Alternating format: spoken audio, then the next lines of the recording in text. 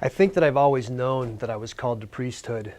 There was never a time when it wasn't a part of my life, part of my aspirations, and it was really more a question of how to go about it. I have long enjoyed taking on challenges and proving that I could succeed at things, to rise to the occasion of taking on arduous tasks. And so my initial discernment led me to the Trappists, and I became a monk in the Cistercian order of the strict observance.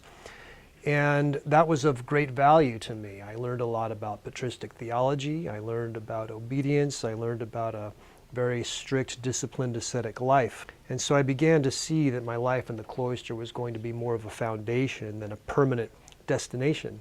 And so I began to explore what God was speaking to me personally in my heart, and I realized that contemplation was something that I would take out into apostolic life, that I would go from the cloister into the world.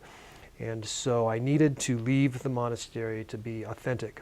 And to discover the Salvatorians for me was really more a matter of coming full circle. I was baptized by a Salvatorian priest, and I loved the charism, and the thing that I really like about the Salvatorians is that we're permitted and encouraged to be ourselves.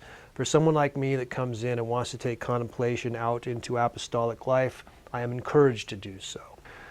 We don't stand on ceremony here. We are encouraged to be ourselves, and discernment for us begins with what one wants to do, how one can be formed to do it, and how one's interest can best be formed into being of relevance for God, for the church, for the society of the divine Savior. And if you want to be a real person in real life and are concerned about being part of something that is determined to be relevant and exciting and attractive for the future of the church and for God and His people, you just might find a place with the society.